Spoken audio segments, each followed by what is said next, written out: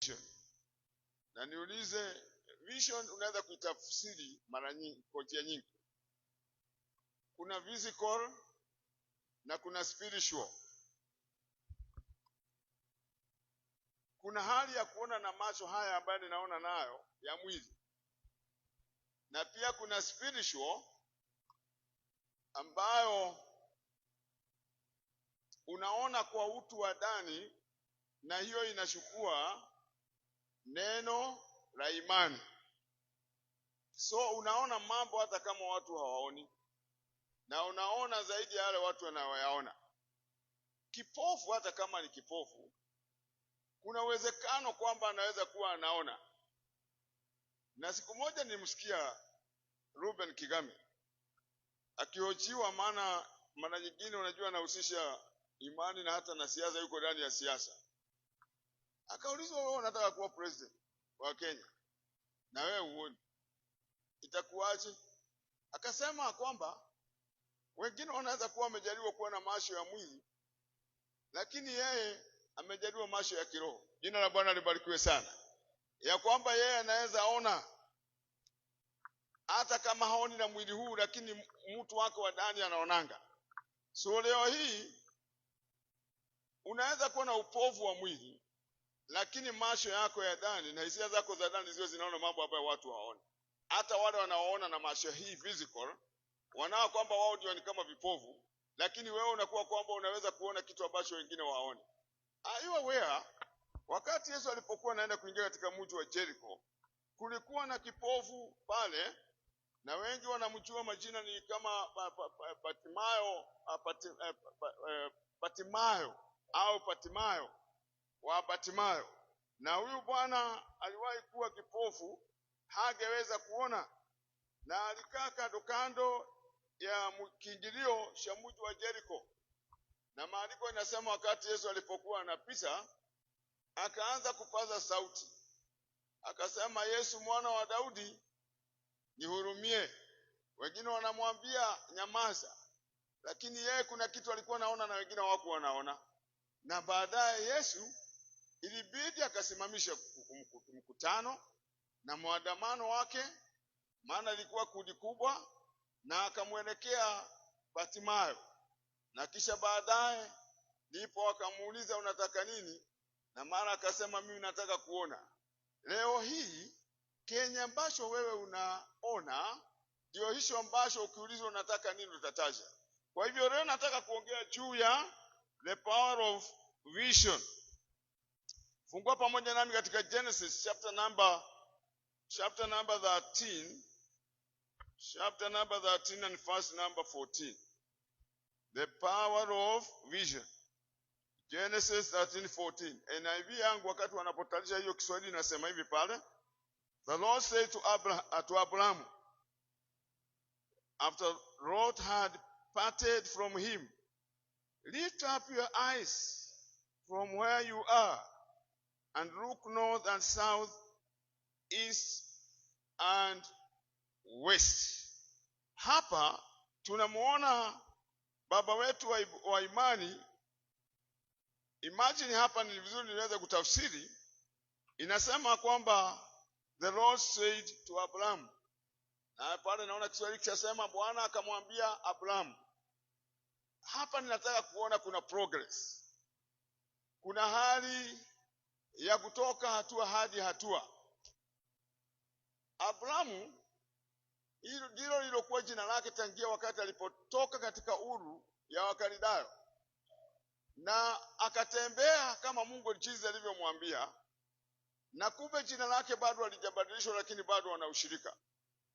Lakini thank God, because Abraham had the ears and the eyes of God. Yeye angesikia na alikuwa na mtazamo wa kiungu. Kwa hivyo hapo ukiangalia asema alipokwisha kutengana na Rutu. Kuna wakati ambapo unaweza kuashana na mazoea na machira na hali ambao wewe mwenyewe umezoelea. Abraham, kumbuka, alikuja na huyu kijana kutoka maeneo alipokuwa ametoka, na wakaandamana pamoja naye, maana alikuwa ni mtoto wa ndugu yake. lakini maana ameandamana na mtumishi wa Mungu, na wakati Abrahamu alipoambiwa atoke pia walitoka pamoja. Pia nikana kwamba alikuwa anagawa na anarithi baraka ambazo Abrahamu alikuwa ameweza kuahidiwa na Mungu. Nataka kuamini kama unaweza kukubaliana na kuamini pamoja na muamini au pamoja na mtumishi au mtu wa Mungu, dadangu, ndugu yangu, hata wewe unaweza kuridhishwa baraka. Ndio maana maandiko inasema, Yesu akasema, yule atakayempokea nabii hata yeye atapokezwa kipawa au karama ya nabii. Leo nataka kusema huyu bwana aliandamana na mjomba wake ukipenda au babake, ambapo yeye mwenyewe hakujua kwamba wanaenda wapi. Na wakati walipoenda katika maeneo, basi ikawa kwamba pia naye wakati Abrahamu anabarikiwa, naye pia Rutu anazidi kubarikiwa, na wote walikuwa wa mifugo na baada ya kwamba walikuwa wanatumana kwa wafanyikazi wao. Ukiona mtu ambaye ana uwezo wa kuajiri mtu wa kumshungia, sio tu mchungaji wa kawaida, huyu ni mchungaji ambaye ni tajiri, maana ana uwezo wa kuweza kuajiri mtu. Si yeye akaende akafuge, amempa mtu kazi amulindie ile mifugo yake. So Lutu alikuwa na wafanyikazi wake, na Abrahamu naye alikuwa na wafanyikazi wake. Sasa ukitazama maandiko inasema vizuri, Bwana akamwambia Abrahamu alipokwisha kutengana na Lutu. Kumbe kuna kitu ambacho wakati mwingine Mungu huwa anatazamia maishani. Kuna hali fulani itabidi kwamba lazima ubaduke uwashane naye. Kuna mazoea fulani ambaye pengine umeyazoea maishani, na Mungu anasema kwamba yaashe. Leo hii nimesikia asubuhi mlikuwa mhubiri akihubiri akisema kwamba kuna mambo lazima uwashane nayo. Hauwezi kuwa kwamba wewe wasema wamwamini kumfuata Mungu na huku wewe wasingatia vituko, kwamba wengine wako katika maeneo fulani. Wengine hata nimeona kama kwa mfano kwengineko, unakuta watu walilala katika night club, na baadaye unakuta kwamba ndio kanisani wanaongoza ibada, au pengine ndio hata wanaongoza hata uibaji. Lakini hapa naangalia kitu ambacho ni cha maana sana tukitazame, maana hapa ndio chanzo chetu tunapokabiliana na hali na changamoto za mwaka huu. Bwana akamwambia Abrahamu alipokwisha kutengana na Lutu, inua sasa macho yako. Si mtu aseme amina. Wakati ambapo utakapokuwa umetoka katika maybe wa comfort zone, kutoka hapo ndipo Mungu utaanza kusikia sauti ya Mungu. Na wakati huo ndipo ambapo Mungu atakapokuwa ameanza kukuelekeza. Sasa najiuliza, kwa nini Mungu hakuwa amemwambia Abrahamu kuanza mbele, lakini aliacha mpaka kuwe na crisis katikati ya wale walisha mifugo wa Lutu na wale walisha mifugo wa Abrahamu. Sasa anamwambia inua sasa macho yako. Sikiza, maandiko inasema ukatazame kutoka hapo ulipo, upande wa kaskazini na kusini na wa mashariki na wa magharibi. Mtu aseme amina. Mimi nataka kuamini sasa mwaka huu, kama umeweza kuachana na hali zako, sahau, asubuhi nimesoma andiko, sahau na yale yaliyopita, na usidumu katika yale ambayo uliyoyaona au uliyoyazoea, au pengine mambo ambayo pengine yalikufuja moyo. Lakini sasa inua macho yako na utazame pande zote. Si mtu aseme amina. Sasa ukitazama pande zote, tumepewa mwelekeo upande wa kaskazini na wa kusini na wa mashariki na wa magharibi. Wale ambao wamesoma compass wanajua kwamba compass inazunguka pande zote na inaweza kukuelekeza, na ikakwambia wakati naangalia pande hii ni pande gani, na ikielekeza mtachale pande hii inakwambia ni wapi, na ikielekeza na huku inakwambia ni wapi, ikielekea na huku inakwambia ni wapi. Leo hii hebu inua macho yako. Inaweza kuwa macho ya kimwili, inaweza kuwa macho ya kiroho. Nikuulize swali, unaona nini? Unaona wapi? Sasa hapo chini, maana ndio nataka pengine tuangalie, na ni ya muhimu, maana nataka tuende hatua kwa hatua. utaweza kupata Ufunuo verse number 15. Hapa Kiingereza kinasema, all the land that you see I'll give you and your offspring forever. Swahili shasema, maana nchi hii yote uionayo nitakupa wewe na uzao wako hata milele na milele. Leo nataka kusema tukiwa mwanzo wa mwaka, una matarajio gani? Ni maono gani ulio nao ya mwaka huu? Iwe labda ni yako ya kibinafsi, iwe labda ni ya kiasili au ya kiroho. What kind of dimension would you desire God to carry you forward? Ni maeneo gani ambapo ungetaka Mungu aweze kukushika mkono na kukuelekeza? Maana kama huoni, basi utakaa hivyo. Mtu mmoja akasema, kama wewe mwenyewe hujui kule uendako, njia yoyote utakaoifuata itakupeleka mahali. Si mtu aseme amina. So leo nataka kusema, hatutaki kwenda kama vipofu au kama wajinga, bali maandiko yamesema tuinue macho. Kwa lugha nyingine, sasa anza kuwaza na kufikiria. Anza kumulika mbali ambapo pengine wengine waone na wewe unaona. Ni matarajio gani ambayo ungetarajia kabla mwaka huu haujaisha? Na uanze na Januari. Useme kwanza mwezi wa Januari, mimi niko katika maeneo haya na ninatamani kwamba kama right Mungu angenijalia, ningetaka nikanyage hatua niingie katika maeneo haya. Si mtu aseme amina. Ikiingia kama ni mwezi wa pili, unaanza kukadiria. Alafu nasema tunaingia mwezi wa pili, na mimi ningetaka mwezi huu kwamba niweze kufanya ABCD. Kama wewe mwenyewe huna maono yoyote, nataka nikuambie je, unayoendea itakupeleka popote. Lakini kama wewe umeinua macho yako, maana tumepewa directions. Either imesema ni magharibi, mashariki, kaskazini na kusini. Inamaanisha ni mwaka wa kupanuliwa. Si mtu aseme amina. So tunaingia kwa theme ambayo inaosema the year of divine connection and enlargement. And because it is divine, inamaanisha ya kwamba Mungu ametupa, roho wa Mungu ametunenea. Si ufungue macho yako na uyainue, tazama mbali. Jina la Bwana libarikiwe sana. Mahali pengine ningependa kusema, muombe Mungu akupe macho ya tai au macho ya tunamuita nini? Tai? Tunamuitaje? Tai. Igor. Unatazama unaona huyu mnyama yeye haangalii huku chini. Wakati wengine wanaona mambo madogo madogo, yeye anaona bali. Anapaa naenda juu sana ili kwamba aweze kuona kilomita mingi akiwa hapa juu. Leo nataka kusema, ndio maana tulianza na mawazo ya maombezi. Ili tuweze kuinua elio zetu juu. Na tukishainua elio zetu juu, hatutakuwa kawaida na tutaona kawaida. Tutaona mambo mengine ambayo watu hawaoni. Si mtu aseme amina. So leo nataka kusema, what are you able to see? Ni nini hiyo ambao unaweza kuona? Mimi nataka kukushauri ya kwamba maana nchi hii yote uionayo nitakupa wewe na uzao wako hata milele na milele. Mwaka huu kenye wewe unaona, kenye wewe unatazamia, kenye wewe moyo wako umeweza kukizia na umeikabidhi kwa Mungu, pokea katika jina la Yesu. Na sasa uanze kuchukua hatua ya kuingia.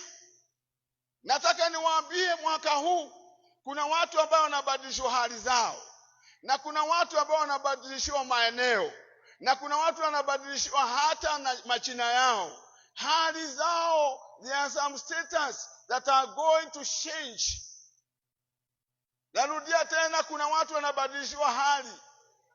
Huyu bwana wakati anapoambiwa tazama, na anaambiwa watoto wako nitawapa, hana mtoto.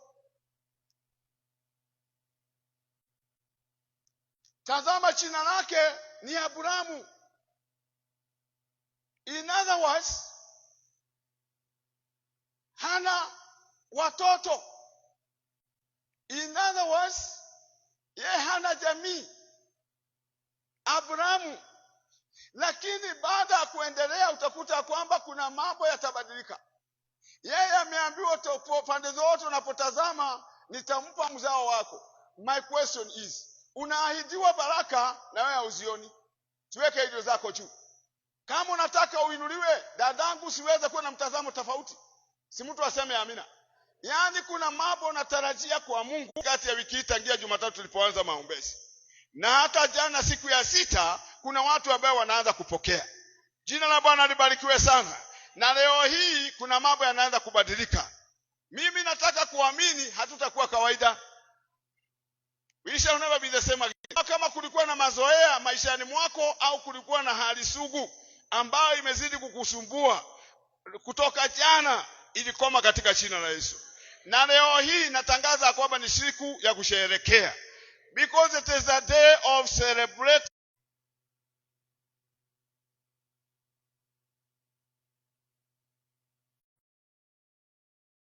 Tafaulu. Jina la Bwana libarikiwe sana.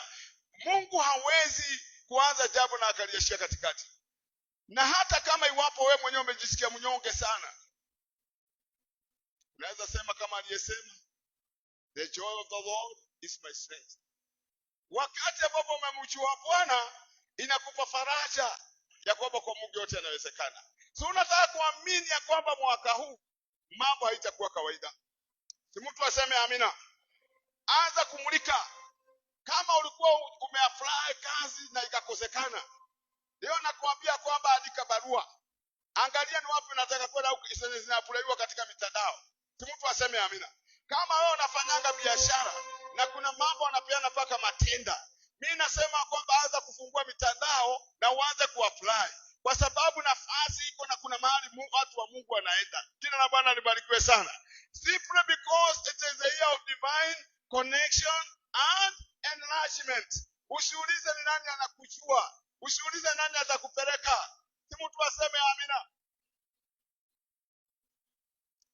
Mmoja niliapply kazi.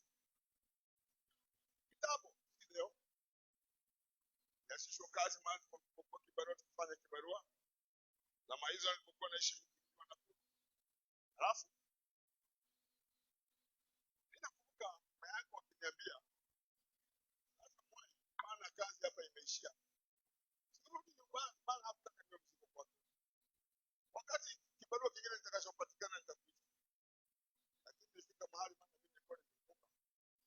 Nikasema kwamba sasa mimi mzima anado na sitarudi nyumbani.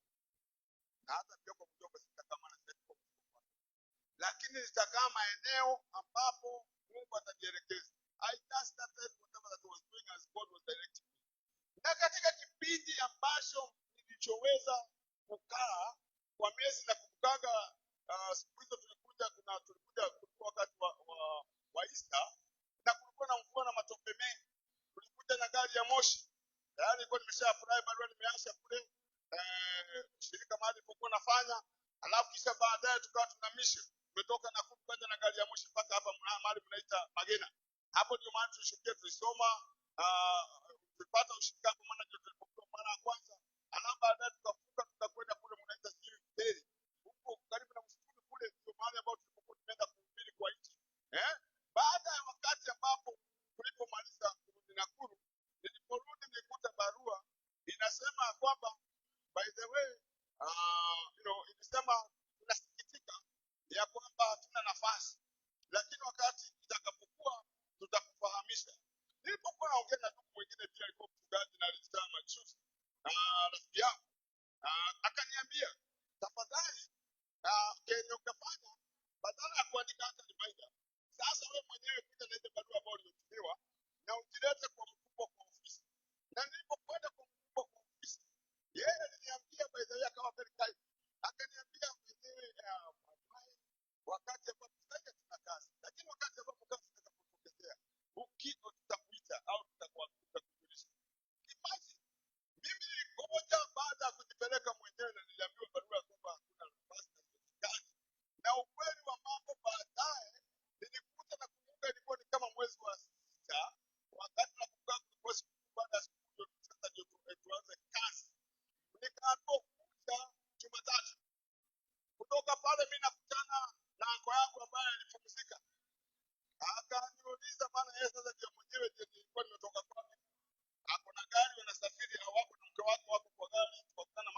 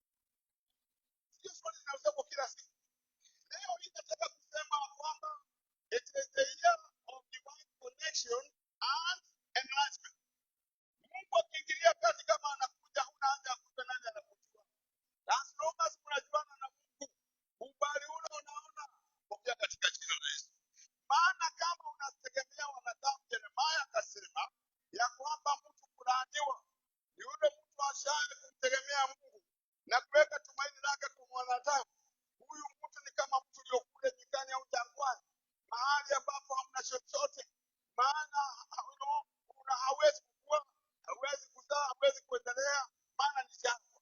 Lakini yule atumtumainie Bwana, yeye atakuwa kama mti uliopandwa kando kando ya vijito vya maji, ambao majani yake huwa mabichi na ambao huzaa wakati wote. Pia hiyo inaandamana na Psalms chapter number 1 and verse 1 to 3. Mimi nataka kusema kama umeweka tegemeo lako mwaka huu kwa Mungu, usiangalie unaendelea na usiweze kuuliza unaonaje, na usiweze kuuliza shilingi na kaaje.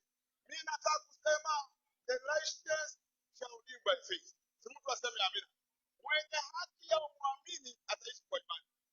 Kama unaamini, nataka nikuambia kwamba utasikia hatima yako. Si mtu aseme amina. Abrahamu anaangalia pande.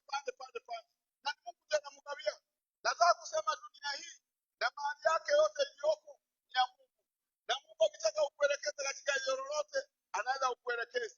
Na Mungu akitaka kukuinua katika sifa zote, anaweza kukuinua. Si mtu aseme amina. So mwaka huu nataka kusema kwamba ni mwaka wa kubadilisha maeneo na kubadilishiwa hali ya status. Mtu aseme amina.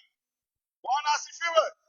Because it is the year of divine intervention and enlargement. Verse number 16.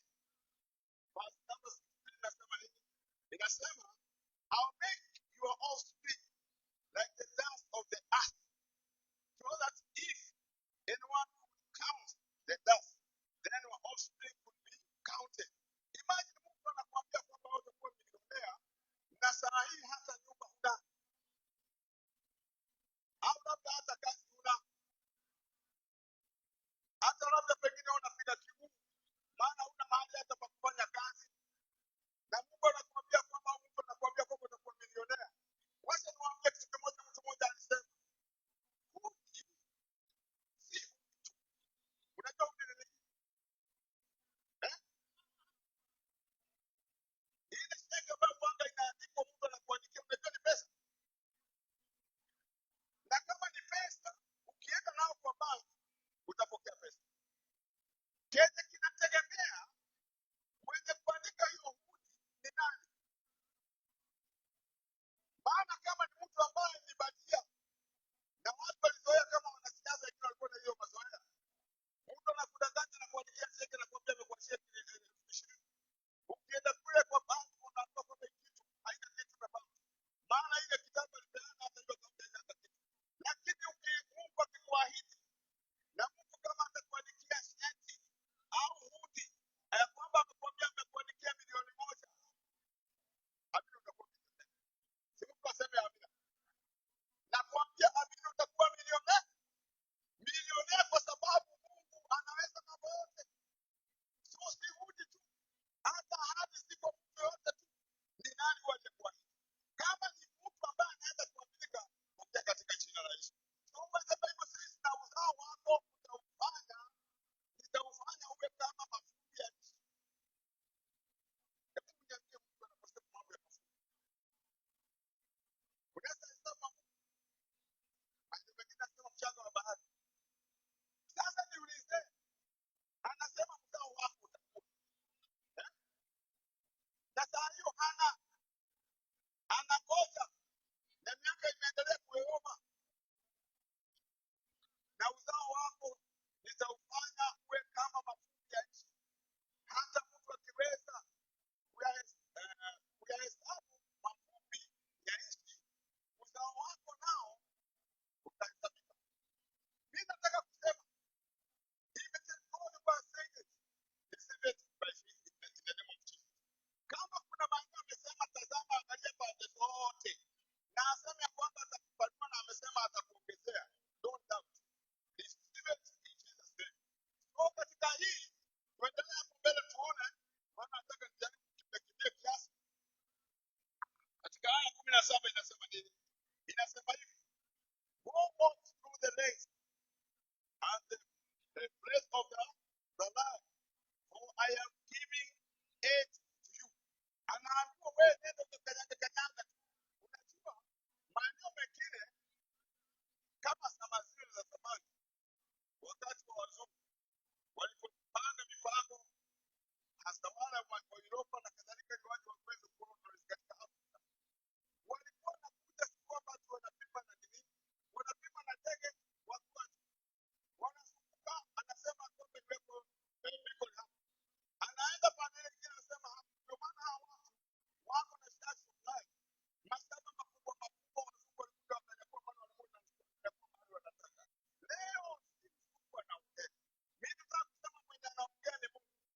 anamwambia Abrahamu, anza kukanyanga na miguu yako mahali ambapo utakasikia kwamba hapa ndio umefika, maeneo hiyo yote jisikie itakuwa ni yako. Mtu aseme amina.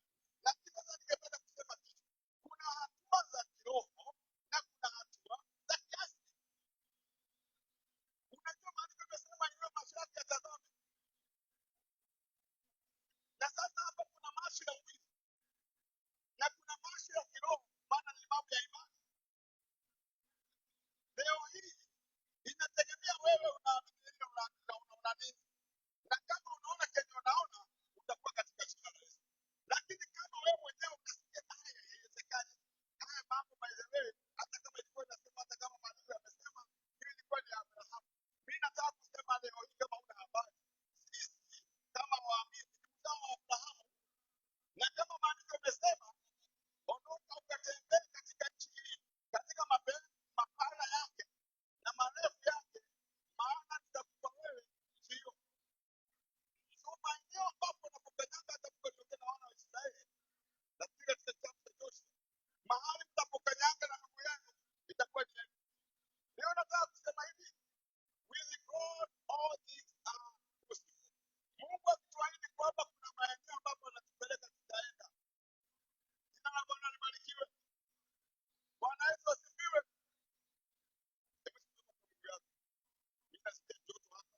Unaamini kwamba hata tunaweza kujua kama Mungu anatubariki na mnaona niko kwa madhabahu yanatembea.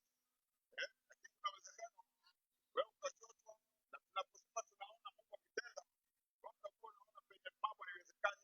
Na labda utakuwa unaona ndoto ya kwamba mwaka huu Mungu, ya kwamba ninaona tutakuwa kiangazi sana, tumeanza na jua, lakini umetabiriwa taraji na wale wenye kutangaza msitaache, maana mvua kubwa inakuja.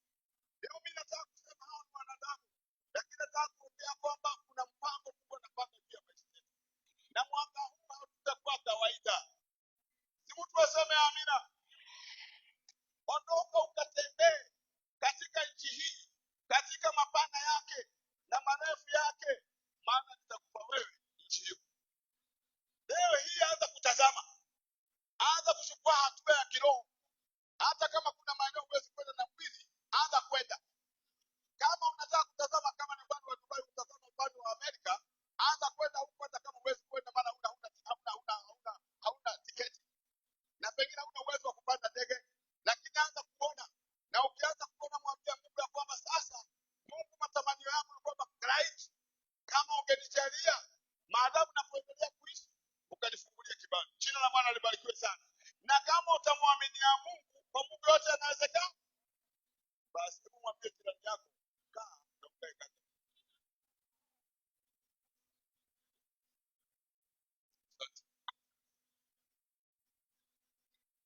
So katika aya 17 inasema, go walk through the length and breadth of the land, for I am giving it you. Verse number 18. Verse number 18. Inasema, so Abraham, hata sasa hivi bado hajabadilishwa jina. So Abraham his tent and went to live near the great trees, Mamre, at Hebron, where he built an altar to the Lord. Baada ya kuambiwa kwamba tazame na aondoke, tunapata wazi sasa, maana huyu ni mtu wa imani. Mwanzo 13 na aya 18 inasema, basi Abrahamu akajongeza hema yake, akaja akakaa kwenye miaroni ya Mamre, nayo ni miti iliyopo Hebron, akamjengea Bwana madhabahu. Kama iwapo kuna mahali ambapo wewe mwenyewe umetazama na Mungu umesikia sauti ambayo amesema, dadangu, kilichopo ni kwamba uanze kuchukua hatua. Mungu aseme amina. Na kuchukua hatua ni kwamba uanze kumwambia Mungu yale ambayo Mungu ametaja, na Mungu aweze kukuelekeza mahali unaona, kwa sababu nasikia kenye anafanya. Abraham never made a mistake ya kwamba akaenda katika starehe za ulimwengu. Inasema basi Abraham akajongeza hema yake, akaja akakaa kwenye miaroni ya Mamre, naye ni miti iliyoko Hebron, akamjengea Bwana madhabahu huko. Mimi ya kwamba sasa alikuwa anamuongojea Mungu atatekeleza au ampe mwelekeo. Mwaka huu usikae bali na Mungu, usiache kuomba, usiache kumshukuru Mungu, usiache kumtegemea na kumwaminia Mungu mambo ambayo unataka Mungu akutendee. Si mtu aseme amina. Bwana asifiwe. Hata kama uligojea mwaka jana na ulikaa na hakuna chochote ambacho kilitendeka, nasema mwaka huu ni mwaka wa divine connection na pia ni mwaka wa kupanuliwa. In other words, Mungu akupeleke katika maeneo yako, Mungu akuelekeze katika your destiny, kwa sababu kwa Mungu yote yanawezekana. Jina la Bwana libarikiwe sana. Bwana asifiwe. Nasema kwamba it cannot remain the year of frustration au mwaka wa manunguniko. Hatutaishi tena tu katika mwisho wa manunguniko, lakini nataka kuamini mwaka huu kuna mambo Mungu anafanya. Hizi toshe. Tuko katika year 26. Nimwarudia tena nikamwambia kwamba siku ya 6 ndio ambapo Mungu alimaliza kuumba ulimwengu. Na kisha baada ya hiyo akawapa watu nini? Starehe. Na pia baadaye akawapa milki na utawala. Mimi nataka kusema hebu mwaka huu wa 2026 Mungu aweze kukupa starehe katika hali ya mambo yamekusumbua maishani. Kama kuna masumbuko ambao umeweza kulilia na umezidi kulia na kumwita Mungu, mwaka huu kaweza kuwa ni mwaka wa sherehe na kushangilia. Kwa sababu Mungu akitenda, ametenda. Na Mungu kama amefungua mlango, amefungua. Na jamani, Mungu atumia akili na uwezo wa kibinadamu, yeye atumia uwezo wake maana anaweza. Jina la Bwana libarikiwe sana. Bwana asifiwe. Mimi naamini na ninaona mambo makubwa. Hiyo ni aya ya 18. So Abraham moved distance and went to live near the great trees at Hebron, where he built an altar to the Lord. Hii nikaongeza hapo nikasema in brackets, these stones, they are seasons of advancing and enlarging our tents in Jesus' name.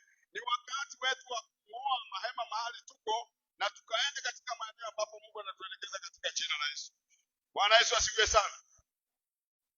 In Genesis chapter number 17, verse number 5. Genesis chapter number 17, verse number 5. Sikia. Mungu ametembea mkondo na Mungu na ameendelea kuamini tu, lakini sasa kitendo kinatendeka na lazima hali ibadilike. In Genesis 17:5-6, inasema pale, hebu niangalia kunianza katika hiyo mstari wa 5. Inasema the Lord changed the name of Abraham to Abraham, meaning the father of many nations. Inasema jambo ya sana, inasema wala jina lako hutaitwa tena Abraham, lakini jina lako litakuwa Ibrahimu, kwani nimekuweka uwe baba wa mataifa mengi. Si mtu aseme amina. Mimi nasema kwamba huu ni mwaka wa kupanuliwa, ni mwaka wa kubadilisha status, na majina yako lazima yabadilike. Kama mtu alikuwa maskini, akitajirika watu wanasemaga yule jamaa alikuwa maskini, alikuwa hana kitu, lakini sasa yeye ni mtosi. Mimi nataka kuamini kwamba ni mwaka wetu wa kubadilishiwa majina. Si mtu aseme amina. Ni mwaka wa kubadilishiwa maeneo na kuwabadilishiwa hali. Kama watu walikuzoea katika maeneo haya, wakuone kwa njia nyingine. Maana Mungu kama akitembea, ametembea. Mwaka unataka kuamini sio mwaka wa kawaida. Kuna watu wanabadilishiwa majina na kuna watu wanabadilishiwa hali na maeneo. Jina la Bwana libarikiwe sana. So neno hili linatupendeza. Wala jina lako hutaitwa tena Abrahamu, lakini jina lako litakuwa Ibrahimu, kwani nimekuweka uwe baba wa mataifa mengi. Mungu akija na akibariki, utabarikiwa. Na wakati Mungu amekuinua, watu watajua kwamba umeinuliwa. Si mtu aseme amina. Your status must change. Mtazamo wako lazima ubadilike. Sasa Abrahamu jina lake limebadilishwa. Si Mungu pia kubadilisha jina lako. Si Mungu abadilishe status za hali za watoto wako. Kama wamejulikana katika majina mengine, si Mungu aweze kuingilia kati. Haleluya. Kama watu wa jamii yetu wamejulikana kwamba kuna majina ambayo wameitwa, Mungu abadilishe wewe tu, abadilishe hali yako na hata jamii zetu. Ili watu wote wajue kwamba kabisa Mungu anafanyaga. Si Mungu aseme amina. Unataka kuamini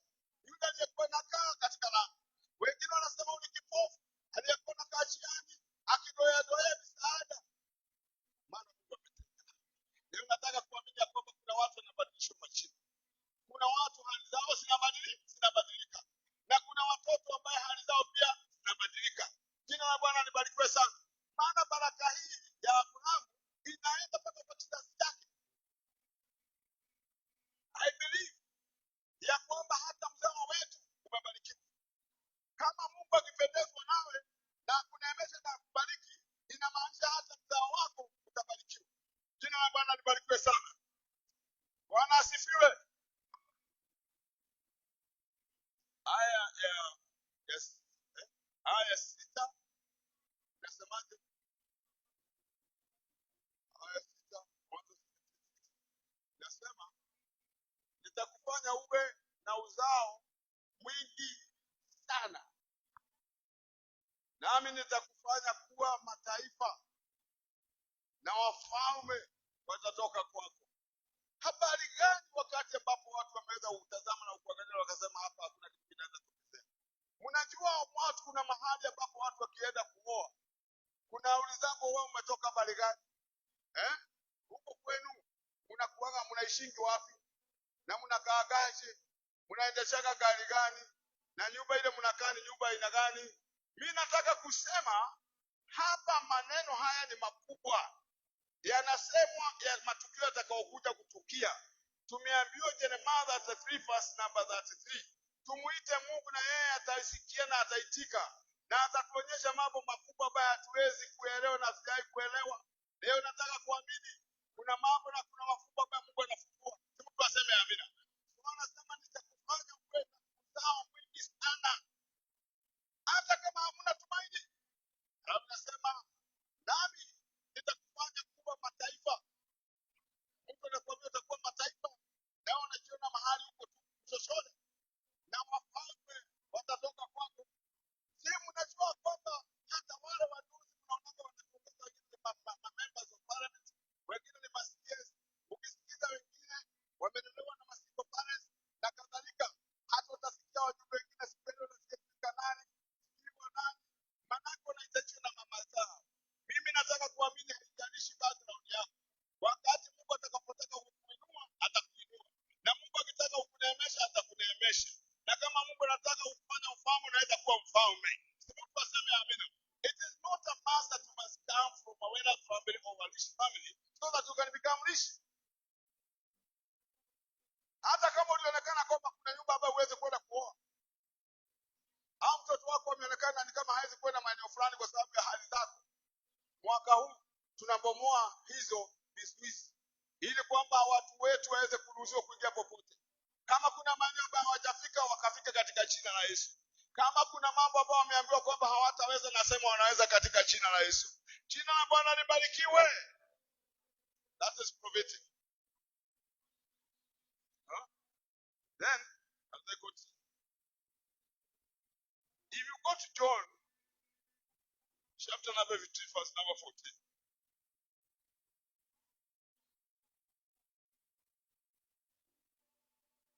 na quote hiyo nikipita hiyo ni continue na mahali ambapo nimeashia katika Genesis chapter number 17. Inasema hivi, and you are my friends if you do what I command you. Yesu akawaambia wanafunzi wake, nyinyi marafiki zangu kama mtasikiza na kutii na kuyafanya yale ambayo niwaagizao. Shida ni kwamba we are not consistent. Watu wako kwa imani lakini wanakaa fungufungu. Leo tunakaa hatuna msimamo. Unakaa unaona kama Mungu amekawia sana. Na hii kitu ndio kiliingia Sara. Karibu mfanye Abrahamu ashanganyikiwe. Maana Mungu anamwambia goja. Sara naye anamwambia mimi nimekwisha na ninaona kwamba hakuna njia nyingine. Ingia kwa kijakazi wangu, uende ikawa nitajipatia mzao. Baadaye Abrahamu anaongea na Mungu. Anamwambia inaonekana mjakazi wangu ndiye atakayeweza kunirithi, Elieza. Kwa sababu mpaka leo unaniambianga utanibariki na hujanibariki. Ilikuwa mwendo. Leo nataka kusema we must be consistent. Maana Mungu sio kama mwanadamu. Na amesema ni heri wanadamu wote wawe waongo, lakini Mungu adumu wa kuaminika. Mchana wa leo tupokee neno huru hili la unabii ya kwamba kuna maeneo Mungu anatupeleka. Na kuna mambo ambayo yatatendeka maishani mwetu. Na usikubali hali ya kuchanganyikiwa, usikubali hali ya kutia mashaka. Maana mashaka ndio inafanya kwamba tunapotezea katikati. Lakini if we have got true faith, consistent faith, wapendwa, Mungu atatupeleka mahali tunaenda. Si mtu aseme amina. Maana katika yale ambayo haiwezekani kwa wanadamu, kwa Mungu yote yanawezekana. So kama tutakubali kuwa marafiki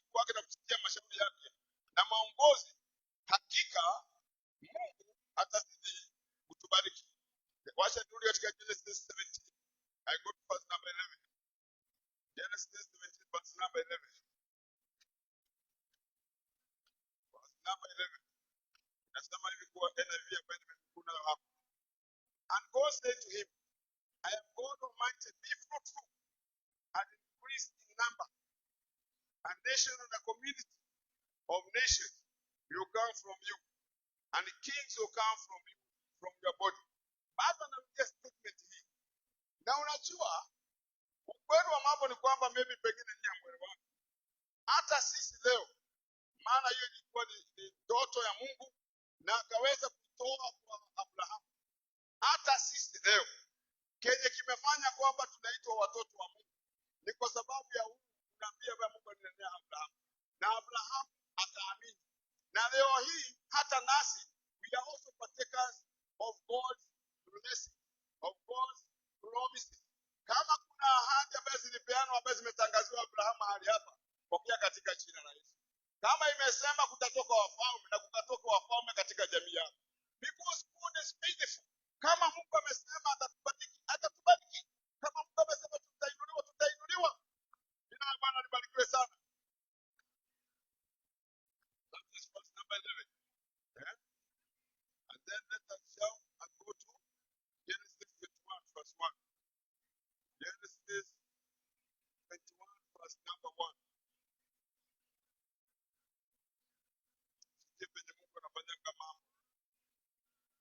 Genesis 21 1.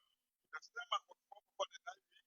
Now the Lord was gracious to Sarah as he had said. And the Lord did to Sarah for Sarah what he had promised. Yes, hapo. Ya, Bwana akamwambia Sarah kama alivyonena na Bwana akamfanyia kama alivyosema. Mimi nataka kusema ngeni wanadamu wote waweze kuwa wangu. Lakini neno la Mungu libaki kwa kuandika. If God has said, yeye ni kweli sana na tutafuata hapo mambo utasikia kwenye sana na Yesu mambo. Ukweli wa kwamba mambo mengine ukiangalia katika maisha ya binadamu hauoni the power of vision. So, inaandamana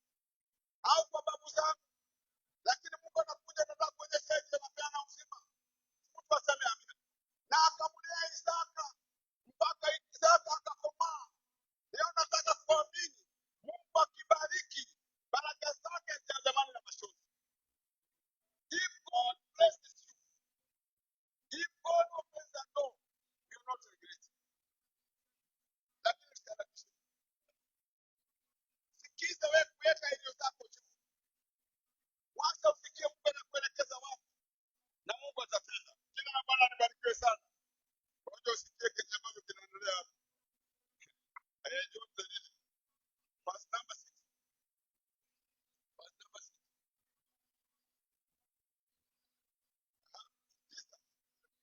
Nasema pale Sara akasema Mungu amenifanyia kicheko. Mimi nataka kusema mwaka huu hata wewe utafanyiwa kicheko. Kama kuna mambo ambayo yamekushangaza utashangaa. Maana kama kuna mambo uliona kama iwezekani inawezekana. Na mwaka huu ni mwaka wa kushangazwa. Si mtu aseme amina. Sana akasema Mungu amenifanyia kicheko.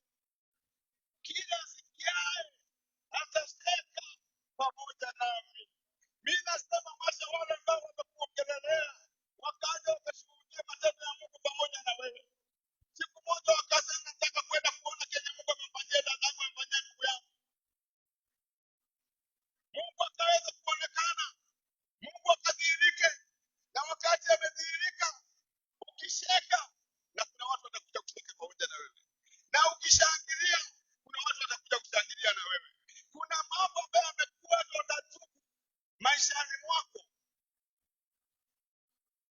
In another language, gathering. Yaani kuna jambo ambalo halifoneki. Limekaa tu na kusumbua maishani. This is the year. This is the moment. Those are the seasons. Si mtu aseme amina. Sara akasema Mungu amenifanyia kicheko. Kila asikiaye atacheka pamoja nami.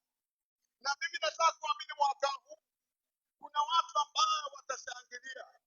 Kuna watu ambao wanashangazwa. Kuna watu ambao watacheka. Ni nani anaanza kucheka wakati kuna usiku? Ni nani anaanza kucheka wakati mambo ni mabaya? Mwaka huu utacheka. Mwaka huu utacheka. Mwaka huu utacheka. Mwaka huu utacheka. Hallelujah! Because with God all things are possible. Lakini umeishi maisha ya kujiakiwa. Hata kwa mambo unaoishi unasikia wakati mwingine kama utapokuwa uhame uende. Nasema usipumue. Kicheko kinakuja. Surprises are on the way. Mungu kuna mambo anaenda kutenda. Kama ulikuwa karibu washana na wokovu, hatimaye umekawia unataka kuona kwenda kama ni kijana au msichana fulani unataka kwenda kumulika nje, usibaduke. Ngoja, Mungu anakuja. Mungu atakutendea.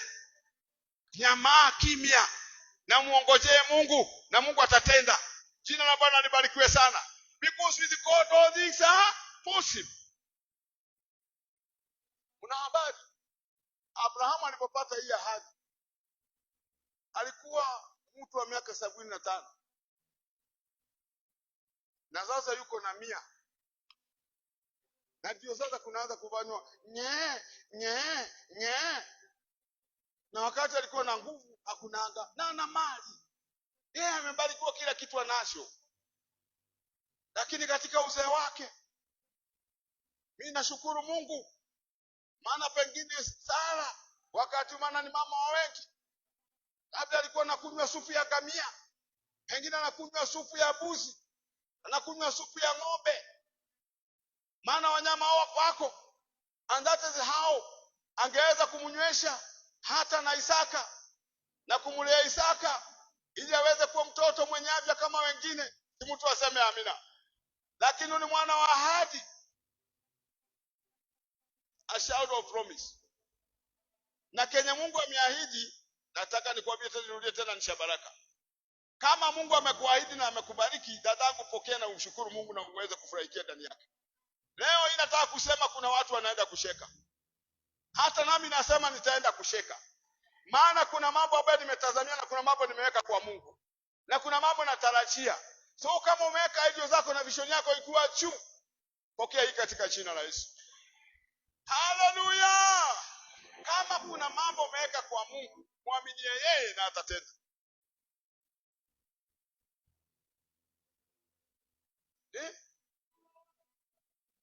Sarah said, God has brought laughter, and everyone who hears about this love. Mimi nasema mwaka huu hata wale ambao waliokudhihaki na wakufutilia mbali watakuja kushangilia pamoja na wewe. Katika aya 7 inasemaje? Aya 7 ya Kiingereza kinasema, and she added, who would have said to Abraham that Sarah would nurse children, yet I have borne him a son in his old age. Akasema, ni nani angemwambia Ibrahimu Sara atanyonyesha wana kaibaba? Halafu anaongeza nasema, maana nimemzalia mwana katika uzee wake. Kama kuna kitu ambacho kinamchangamsha mwanamke ni wakati ambapo ameshtua kwamba alioleka na amepata mtoto. Mwanamke wote kama hajajaliwa na mtoto, hata ukimletea nyama, hata umshinjie mbuzi, hata umshinjie kondoo, hata umshinjie kuku, hata ulete samaki, hata uangushe madume, hiyo yote haimridhishi. Ndio maana mmoja wao, wazee labda atakuwa mahali juu yake, akasema unipe mtoto au nikufe. That is how serious it is. So wakati Sara anapoanza kusherehekea na kushangilia, I can see the joy behind it. Akasema ni nani akamwambia Ibrahimu Sara atanyonyesha wana, maana nimemzalia mwana katika uzee wake. Mimi nataka kusema hata wewe utashuhudia matendo ya Mungu hata katika uzee wako. Kama iwapo kuna mambo yamekawia na hajafanyika, yanakuja kufanyika in Jesus name. Kama kuna milango imefungwa inaenda kufunguka. Kama kuna mimba zimefungwa zinafunguka. Haleluya! Maana mwaka huu ni mwaka wa kuongezeka. Kama kuna mtu jitaza, apige kelele na ashangilie. Kumaanisha kwa mtu yote anawezekana. Kama kuna mtu ambaye hata hana utungu na hajai usikia ushungu wa kuzaa, aanza kupiga kelele na kushangilia na kumwimbia Mungu. Maana kuna jambo linatendeka na linashipuka na ni sasa hivi. Si mtu aseme amina.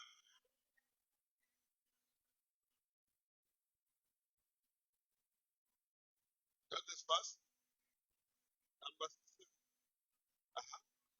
Let's jump now and go to Psalms 90. Naenda kumalizia. Zaburi ya 90 aya ya 12. Biblia ina matajiri mengi. Zaburi, Psalms 90 and verse number 2. Verse Psalms 92. Hili Zaburi mambo ya kushangilia na kusherehekea. Kiingereza kinasema hivi pale. Verse number 2. The righteous will flourish like a fig tree. They will grow like a cedar of Lebanon. Yeye anasemaje kwa Kiswahili? Basi 90. Basi utujulishe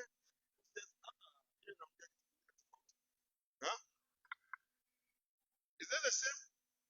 90. Psalms 90 verse number 2. Naona kama kuna kitu ambaye kingine hapo. Or is this 91? Just take it one.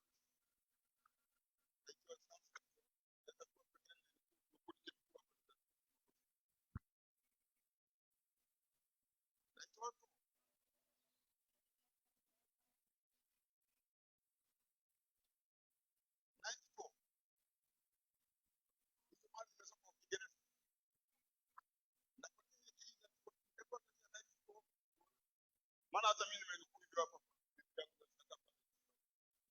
Nikasema mikononi mwao watakuwa usije kwenye huko hapa anasema kitu kingine. Unaona hapa ina quote. Nasema the righteous will flourish like a fig tree. They will grow like a cedar of Lebanon. Is it?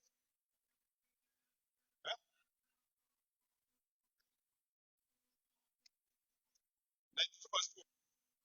Hebu angalia 92 verse 2.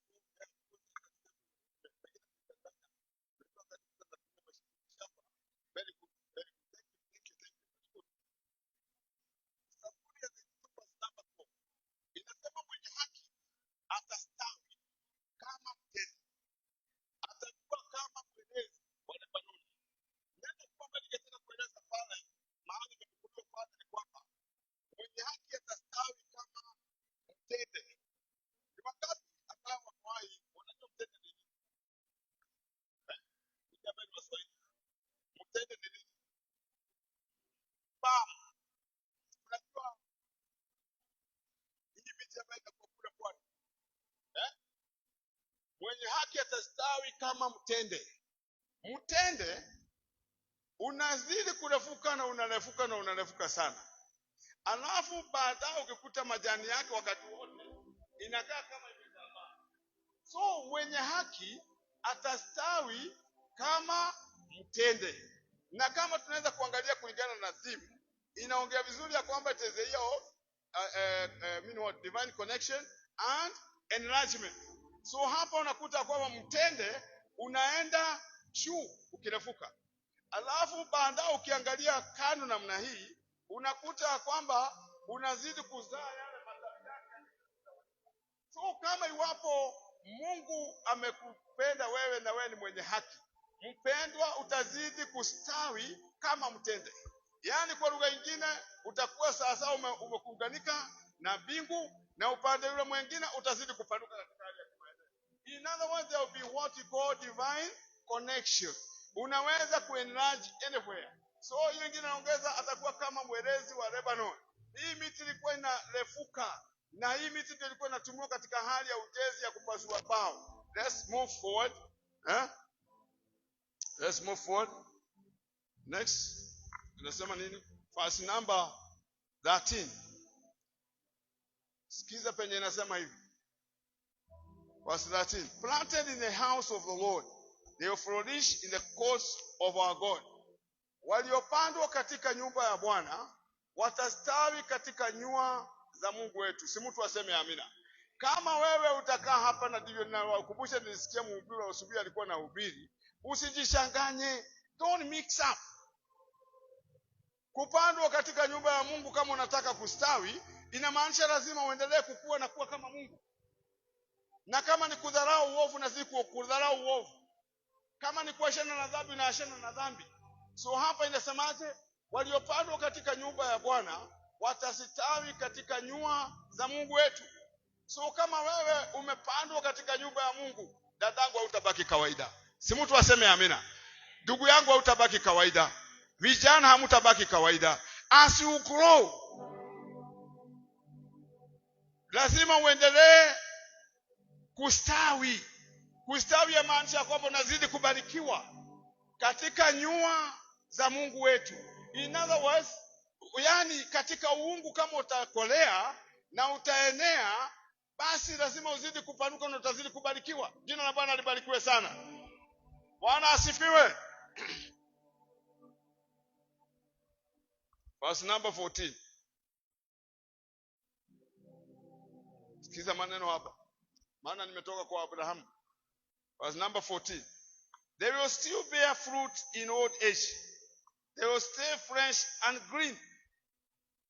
Watazaa matunda hadi wakati wa uzee. Watajaa utoongu, watakuwa na ubishi. Yaani huu ni mtu uliopandwa kando kando ya vijito vya maji. Kama wewe unamwamini Mungu, dadangu, ndugu yangu, haijalishi mambo ya uzee. Hata katika uzee wako wewe bado utazidi kubaba. Wewe utazidi kubarikiwa. Anza leo. Usingoje paka useeke. Leo hii bado ungaliko kijana.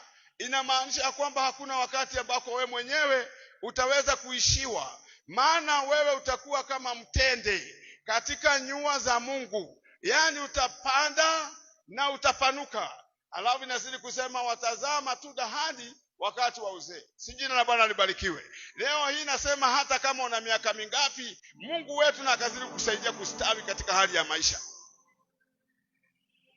Usihofu ati kwa sababu miaka imeenda. Na usibaduke ukisema kwamba by the way nimechelewa. God's timing is the best. Si mtu aseme amina. Watazaa matunda hadi wakati wa uzee. Watajaa utomvu. Watakuwa na ubishi. In other words, hawatakauka. Ndio maana hata Sara, hata katika uzee wake, akiwa na miaka 90, angeweza kubeba mimba. Na akabeba, na haikubeba miezi miwili au mwezi mmoja. Ati kwa sababu ilikuwa ni ya muujiza. Ilibeba miezi 9 kama watoto wengine. That is the normality. Na katika hiyo ikawa kwamba baada ya miezi 9 Sara amebeba. Watu wanamuonaga huyu mkongwe shosho akitembea huku, wanashangaa wanaulizana, na huyu shosho ni shida gani ilimpata? Si afadhali angegoja ashie watoto wengine waendelee kufanya hii maneno hii. Sasa hii mambo ya kubebana na mtoto wakati yuko miaka 90, shida gani alikuwa nayo? Mimi nataka tu nikwambie, furaha ya Sara iliridhika wakati alipojikuta kwamba anatembea, tumbo ikuwa mbele kama wanawake wengine. Hata kama yeye ni mzee, yeye kwake mkisema ni aibu, yeye anasema kwamba hii ndio furaha yangu. Ndio maana maandiko inasema kwamba akafurahikia, akasheka. Hati naweza kumzalia, nani angesema hati kikongwe kinaweza kumzalia Abrahamu mtoto? Nani angeamini kwamba kinaweza kunyonyesha? Nani aliamini kwamba kinaweza kutembea na miezi 9? Alitoa makali wapi hata ya kuzaa? Mimi nataka nikuambie, maandiko yamesema apige kelele na ashangilie na aibe yeye aliyetasa. Mwaka huu tunapigana na utasa. Tunapigana na utasa. Na ni utasa ambao tunaweza sema pia ni psychological. Ingine inaweza kuwa ni spiritual, na ingine ni biological, ingine ni physical. Ya kwamba unakiita kile unachofanya hakifanikiwi. Umesoma na hujapata ajira, hiyo masomo yako haijakusaidia. Nataka kusema kama ilivyosema hapa, watazaa matunda hadi wakati wa uzee, watajaa utomvu, watakuwa kama ubishi. Hata kama iwapo pengine wengine walikutanguliza, lako liko na linakuja na limebaba sana. Si mtu aseme amina. Usibaduke, mgongoje, mtarajie Mungu na Mungu atatenda. Kama alimtendea Sara, si akutendee wewe. Kama kuna utaza ambao umeonekana, siuishe leo katika jina la Yesu. Si hata ukabebe mimba katika jina la Yesu. Jina la Bwana libarikiwe. When we talk about pregnancy, it means ya kwamba have a vision. Be focused. Anza kutarajia. Hata kama ulikuwa unatarajio, muaminie Mungu yale ambayo yamekuwa. Na hata kama yamekuwa kwamba hayafanyiki, leo yatafanyika. Mtu aseme amina. Hata kama yalikuwa hayafanyiki, yatafanyika. Na hata kama haiwezekani, leo inawezekana.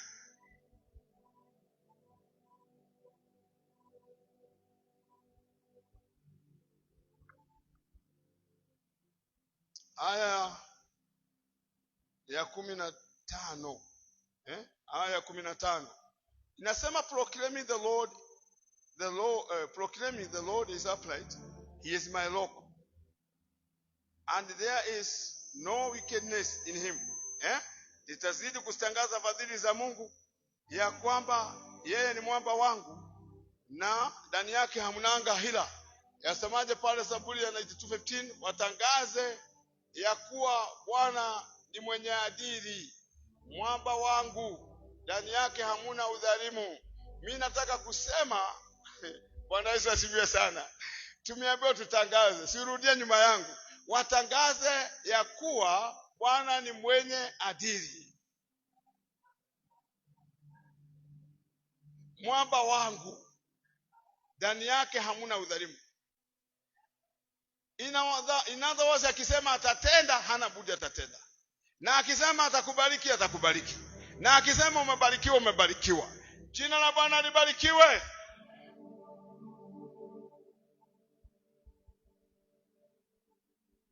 Let's go to verse 15.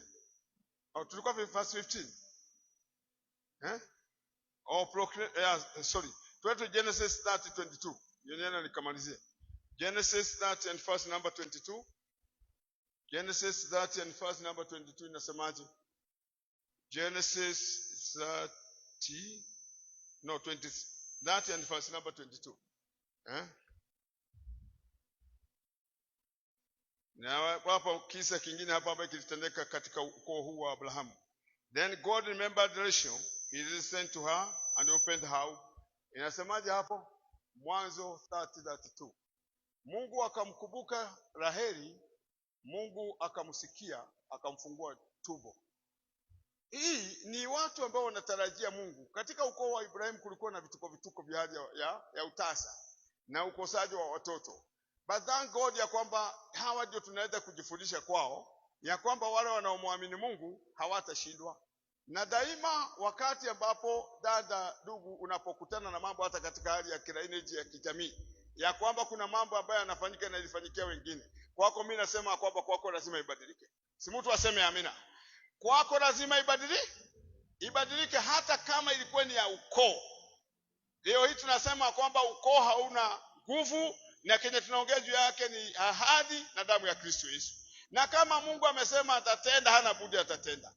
Mungu akukumbuke, Mungu akurehemu, Mungu akuonekanie, akuondoe katika hali ya hali ya mtego ule ambao ni wa kiukoo au wa kijamii, ya kwamba kwenu hakukuangi, kwenu kuna tendekanga. Leo nasema kwamba washa ibadilike katika jina la Yesu. So hawa wanasema Mungu akamkumbuka Raheli, Mungu akamsikia, akamfungua tumbo. Mwaka huu Mungu akaweza kukumbuka. Mungu na akakumbuka watoto wako. Mungu na akakumbuke jamii yako. Na akakumbuke hali zenu. Maana Mungu ni mwaminifu. Si hata akumbuke kanisa lake pia. Jina la Bwana libarikiwe sana.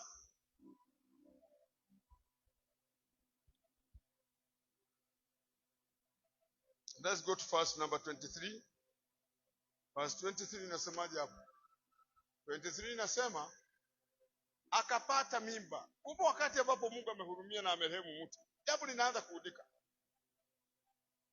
Once you find favor with God, something crops. Kuna kitu ambacho kinaanza kutendeka. Na hata saa hii naamini kwamba kuna mimba inaudika mahali. Kuna jambo ambalo linaanza kuudika sasa. Nasema kuna jambo linaudika sasa. Jina la Bwana libarikiwe. Akapata mimba, akazaa mwana, akasema Mungu ameondoa aibu yangu. Mimi nasema mwaka huu, mtu aseme mwaka huu Mungu anaenda kuniondolea aibu. Jina la Bwana libarikiwe sana. Bwana asifiwe. Wakati mmoja nilikuwa natafuta kazi. Hiyo muda hiyo ambaye nimewaambia, tukija katika hiyo kongamano ambayo tulikuwa tunakuja hapa Magena na huko kwa Deri, ile kiatu ambaye nilikuwa nayo kilifika mahali kikaanza kukatika. Unajua kiatu cha mwanaume ukiona kimekatikia hapa karibu na sio hapa karibu. Sasa unajua hapo kimetangaza hali ya hatari. Sasa kule tunatembea tunahubiri, kuna matope. Na sisi ndio wainjilisti, maana nakumbuka hata kuna kapicha kingine ambaye nilipigwa hapo nikichapa injili kweli. Na matope iko. Niliporudi ndipo ambapo nilipoambiwa kwamba tayari kazi imepatikana. Mnajua Kenya basho nilifanya?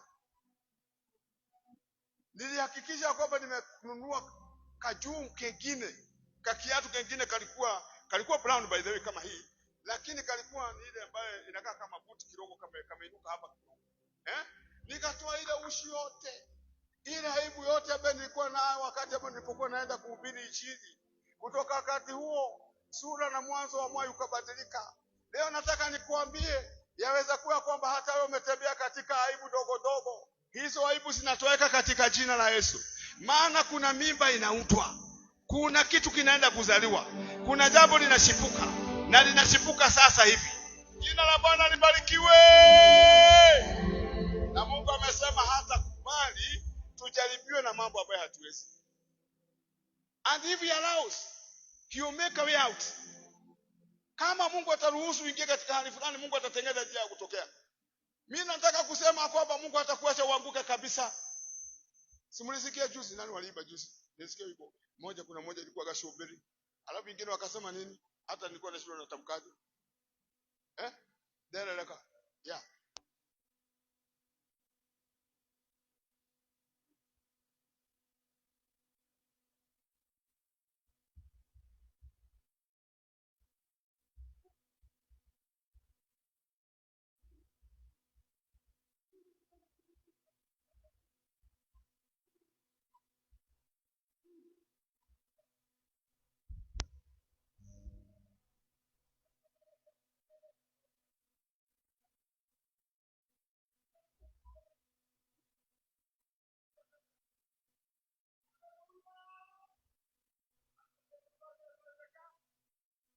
akapata mimba, akazaa mwana, akasema Mungu ameondoa aibu yangu. Mwaka hii kuna watu wanaondolewa aibu. Watu watasheka, watashangilia kama Sara. Hata nami nangojea kusheka. Hata nami nangojea kuondolewa aibu. Kuna maeneo watu wamekuweka na wanakuonanga. Na kuna mahali watu wanasemanga hapa huyu hawezi toka hapa. Mwaka huu tunatoka katika jina la Yesu. We are going to break the camp. Hizo vizuizi ambazo zimewekwa zinavunjika katika jina la Yesu. Zinavunjika katika jina la Yesu. Kama kuna kizuizi ambacho kimezuia kwamba huwezi kuendelea, sasa utaendelea. Si mtu aseme amina.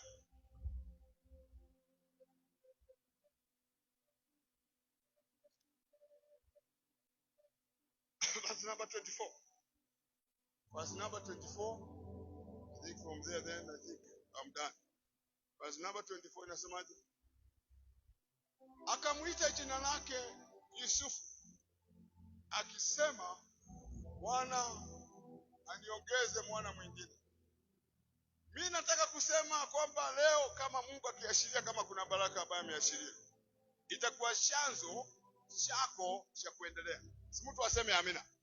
Kama iwapo Mungu atabariki biashara yako, uamini kwamba hautarudi nyuma na hautakuwa kawaida tena. Kama kuna mahali ambapo wewe umeachiliwa, amini ya kwamba wewe hautadumu ukisumbuka mahali pamoja. Mwaka huu kuna maeneo Mungu anakuelekeza. Si mtu aseme amina. Akamuita jina lake Yusufu. Hata wewe pia utapata mwanao, utamuita Yusufu. Kuna muujiza wako ambao utauita Yusufu. Manake ni kusema Bwana aniongeze mwana mwingine. Ya kwamba Mungu, nimeona umenibariki na umenineemesha, lakini hii haitoshi. Naamini kuna maeneo mengine ambayo bado unanisabazia. Si mtu aseme amina. Mwaka huu ni mwaka wa kupanuliwa. Mtu aseme amina. Mwaka huu ni mwaka wa kupanuliwa. We are going an extra mile. We shall never be the same again. Na tafadhali, let us join hands so that we can ensure that truly that vision comes to become true. Jina la Bwana libarikiwe sana. Bwana asifiwe. Si mnajua kuna mtu ambaye wakati wa Elia ilisemekana kwamba chakula kitakuwa rahisi. Alafu akakiri akasema ya kwamba hii hata kama Mungu anafanya nini hakuwezekani. Anawaambia kwamba aliambiwa wewe utaona na macho, lakini hili jambo litatendeka. Na lilitendeka. Na wakati watu walipokuwa naenda kuchukua baraka, yeye alikanyagiwa na wenye waliokuwa naenda kuchukua baraka. Leo nasema mwaka huu wewe sio wa kutazama, lakini wewe mshuhuda wa matendo ya Mungu. Jina la Bwana libarikiwe sana. May you witness the doings of the Lord. Kama Mungu ameahidi, ameahidi. Sikiza, ya mwisho ndio niweze kufanya summary. Ni Luke chapter number 1 verse 57 verse 58. Mambo Mungu anafanyanga mambo ya ajabu. Tumesema kulingana na dhimu yetu, maana ndio mahali bado niko. Leo hii kuna mambo Mungu anafanya na kuna mabadiliko Mungu atazidi kufanya katika maisha yetu. God will continue transforming us gradually as we continue. And by the end of the year, we shall have a story to tell. Tutakuwa na ushuhuda wa kueleza. Luke 1:57, kuna mwingine hapa ambaye nilifurahishwa sana. Luke 1:57 inasemaje? Luke 1:57. Luke 1:57 inasema kwa mwanamwali bikira aliyekuwa ameposwa na mtu jina lake Yusufu wa Baali ya Daudi, na jina lake bikira huyo ni Maria. Muendelea mbele.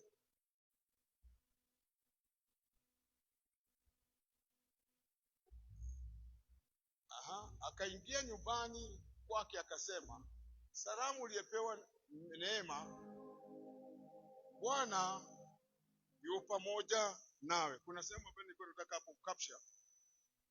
Hizi zingine ndio kuna wakati macho uanga ioni.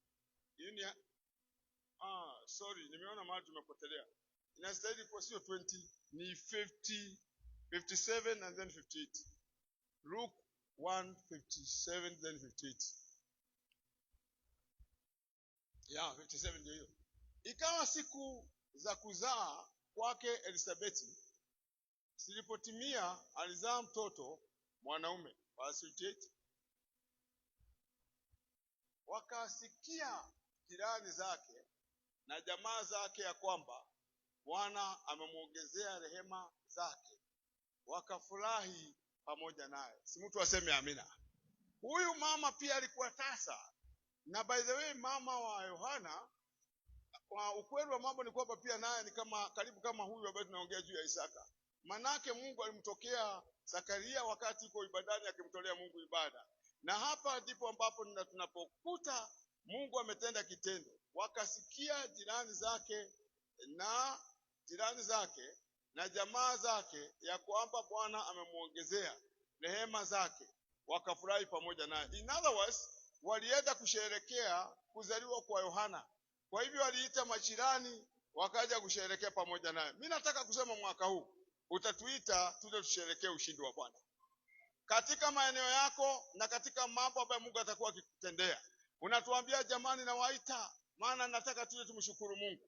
Na kama hutatuita, utasimama hapa madhabahuni na utasema kwamba nimesimama kuyashuhudia matendo ya Mungu. Jina la Bwana libarikiwe sana.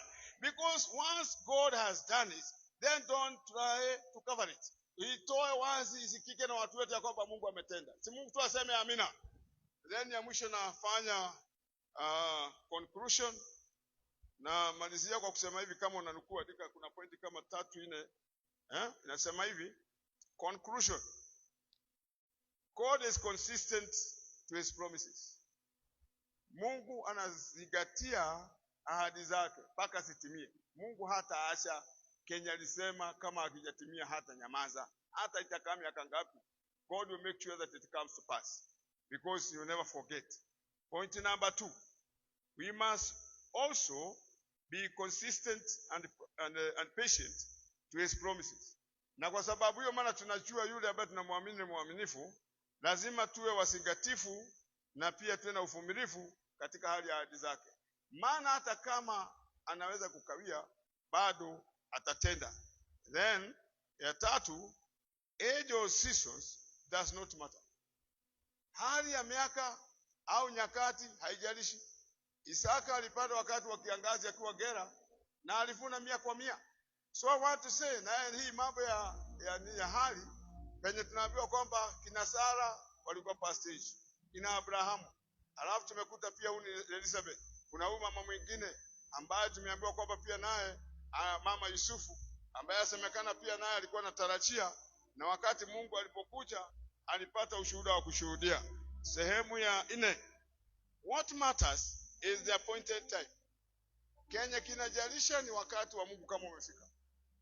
What matters is the appointed time. Si tunamwendanga Mungu badala ya kuongoja. Ndio maana wengine wanasema kwa kimombo wanasema nini?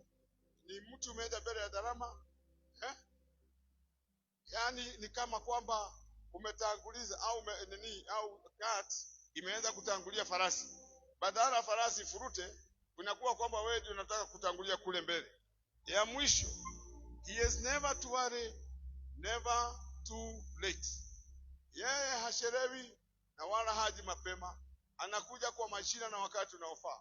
Mwaka huu, maana Edi amesema na tunamtarajia na tumesema kwamba mwaka huu ni mwaka wa divine connection na pia kupanuliwa. Nataka niwaambie dada, usibaduke mwaka huu mpaka Mungu akutendee. Si mtu aseme amina. Be consistent. Endelea kumkumbusha Mungu Kenya ambacho tumeanza nacho, na bila shaka mwisho wa mwaka utapata ushuhuda wa kusimamisha, na Mungu wetu awabariki sana.